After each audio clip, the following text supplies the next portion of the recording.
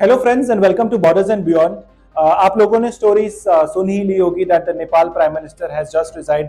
2 दिन के प्रोटेस्ट थे और उन 2 दिन के प्रोटेस्ट के इमीडिएटली बाद उन्होंने अभी रिजाइन कर दिया। This is all part of a playbook and this playbook has been tested by the United States of America and the deep state for almost 50-70 years. अभी कुछ टाइम पहले 15-20 साल पहले अरब स्प्रिंग हुआ था, followed by very recently Imran Khan was asked to leave from Pakistan, not Pakistan, from the prime ministerial post, and uske baad Sheikh Hasina from Bangladesh, followed by something what happened in Sri Lanka a couple of years back, and now it has happened in the Himalayan kingdom right next to our door. Now अगर पहली नज़र पे देखेंगे तो this will look like a normal protest, Gen Z लड़ रहे हैं, अपनी डिमांड्स पूरी कर रहे हैं, but the moment you start to dig deep, आप समझने की कोशिश करते हैं कि ये हो रहा है तो क्यों हो रहा है, what is the reason behind it, तब आपको समझ में आएगा कि this is all part of a foreign script. कहानी सेम, सिर्फ किरदार बदलते हैं, एक्टर्स चेंज होते हैं, but the story of chaos, anarchy, bus जलाना, पुलिस के ऊपर पत्थरबाजी करना, दिस हैज नॉट चेंज्ड। बट अगर आपको लगता है ये इंडिया पे नहीं पहुंच सकता है, then I would request you to think again. The fuse has been lit on our doorstep, let's break it down and understand more. So हुआ क्या? नेपाल गवर्नमेंट ने बेसिकली सोशल मीडिया कंपनीज जो टेक जायंट्स हैं like Meta, Google, Snapchat, TikTok, इनको बोला गया कि आप हमारे कंट्री में लोकली रजिस्टर हों और हमारे कंट्री के रूल्स एंड रेगुलेशंस फॉलो किए जाए। On the face of it is absolutely fine, India में भी ये कंपनीज रजिस्टर्ड हैं, बट यहाँ इनको प्रॉब्लम थी, ये कंपनीज ने रिफ्यूज कर दिया। क्यों ये रिफ्यूज कर दिया? They just wanted that there data should not be shared by the government of Nepal, but this is something very strange. In US also they are following, just like India, they have to follow their local rules and regulations, and United States of America there is this section 230 where the companies have to follow all the protocols, and it is called Communications Decency Act, and in regulations को अगर वहां follow किया जा सकता है तो नेपाल में क्यों नहीं किया जा सकता? It's a straight and simple question. So, जैसे अगर में हम हिस्टोरिकल कॉन्टेक्स्ट अगर देखें, the prime minister of Nepal KP Sharma Oli, he was very closely working with the Chinese government and he was a big supporter of China's Belt and Road Initiative, and Nepal ने इस initiative को join भी कर लिया था। Now Chinese ambassador to Nepal, her name was Hui Yankui, and some say she was the number 2 in Nepal. She was extremely active and उनके contacts ministry में, prime minister office में बहुत ऊपर तक थे, to the extent she would openly mediate between intra-party conflicts and even issued direct warning against the US-backed MCC compact. काफी time तक ये लग रहा था कि Nepal was Beijing's backyard. India को ऑलवेज इससे प्रॉब्लम रही है, and the reason is our historical relations with Nepal, Ramayana के टाइम से, एंड आवर एक्स जो हमारी लेट फॉरेन मिनिस्टर हैं श्रीमती सुषमा स्वराज जी, उन्होंने भी कहा था हमारा नेपाल का रोटी और बेटी का रिश्ता है। Now let's look at the deep state familiar playbook. उनका प्लेबुक में एक दो चीजें बहुत कांस्टेंट रहती है, एक्टर्स बदलते हैं, ज्योग्राफी बदलती है। उनकी प्लेबुक में क्या है? एनार्की क्रिएट करो, बीच में लोगों के बीच में आक्रोश करो, एक फॉल्स नैरेटिव बिल्ड करो जहां लोगों को लगे कि गवर्नमेंट उनका कुछ छीनने वाली है, कुछ उनकी चीजें लेने वाली है। Exactly what they did in Pakistan.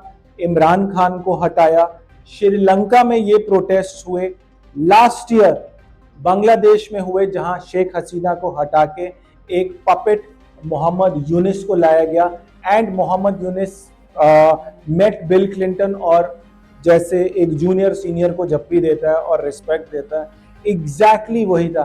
This is the toolkit which the deep state has been following across the world in order to make sure कि जो वो चाहते हैं, जिस कंट्री से अपनी रिजीम अगर उनके हिसाब से नहीं चल रही है तो एनार्की करके उन्हें हटाओ और एक अपना पपेट खड़ा करो जो उनके इशारों पे चलता जाए। Now fast forward January 2025 when Donald Trump becomes the president of United States and पूरी दुनिया में उसने अपने पागलपन का एग्जाम्पल्स दिए। Now last week on September 4th 2025 Donald Trump ने एक डिनर मीटिंग करी जहां इन सारे टेक जायंट्स को बुलाया, and when I mean tech giants, the who's who of the world, Meta, Apple, OpenAI, Microsoft, Oracle, AMD, इन सबको बुलाया। ऑफिशियली ये था that we want you to invest more in the United States of America. हालांकि there was something much bigger. The plan was to destabilize any country which is in the neighborhood of India and China. और नेपाल इसका एक बहुत perfect test case scenario. आप अगर हमारा Indian सब continent देखो, पाकिस्तान आवर एनिमी नंबर 1, वहां पे एक कॉम्प्रोमाइज फॉरएवर गवर्नमेंट है। बांग्लादेश शेख हसीना को हटा के एक पपेट खड़ा कर दिया। We always have tensions across our western border. Eastern border में बांग्लादेश जहां टेंशंस बढ़ रही हैं, नेपाल जिसके लिए हमारे बहुत बड़ा सिक्योरिटी कंसर्न है, because we do not have a border demarcated, कोई वहां तार नहीं बिछी हुई, लोगों का आना जाना है। एंड अगर आपको याद होगा इन दिसंबर 1999 IC-814 का हाईजैक भी काठमांडू से हुआ था। 15 दिन पहले जो बिहार में जो टेररिस्ट अंदर इनफिल्ट्रेट किए, वो भी बिहार और नेपाल के बॉर्डर से किए।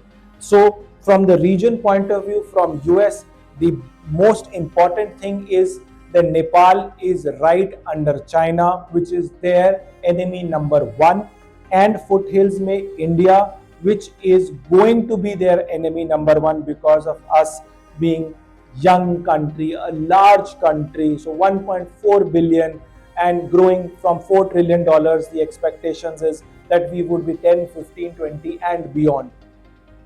And ऐसा नहीं है ये प्लेबुक इंडिया में टेस्ट नहीं की गई, इंडिया में भी प्लेबुक के टेस्ट की गई। Unfortunately from the US point of view and fortunately from our point of view, we have a strong and stable government at the center. तो चाहे वो 5 साल पहले शाहीन बाग के प्रोटेस्ट हों, जहां फेक CA NRC के रिलेटेड कि यहाँ के लोगों को बाहर निकाल दिया जाएगा, फिर जहां दिल्ली राइट्स हुए 2020 में, उसके बाद आप देखोगे जो रेड फोर्ट में जो हमारे फ्लैग के साथ हटाया गया, farmer protest, US have tested this. अगर आप एक साइंटिस्ट और उस तरीके से देखोगे, उन्होंने लैब रैट में जैसे उन्होंने टेस्ट करना होता, उन्होंने टेस्ट किया। Fortunately because of our size of our country is extremely big and हम लोग फ्रैगमेंटेड हैं। We are not one large country, we are divided among state. और हमारे यहाँ अगर कोई चैलेंज होता है तो यहाँ की लोकल पॉपुलेशन पहले अपनी स्टेट गवर्नमेंट से लड़ती है। So that's all at this point of time. I would like to pass that message. Please be alert, be vigilant. ये आपके नेबरहुड में भी होगा, हो सकता है नहीं, ये कंप्लीटली किया जाएगा। जो भी आपके पास मैसेज व्हाट्सएप पे, फेसबुक पे, इंस्टाग्राम पे, एक्स पे जो भी आए, प्लीज उसको देखें, पढ़े, टेस्ट करें। This is about our country. एक ही राष्ट्र है हमारे पास। We are not a Christian country कि हमारे पास 20-50 कंट्रीज है, कहीं जाके शरण ले लेंगे। यही है, हमने यहीं जलना है। जय हिंद, भारत माता की जय।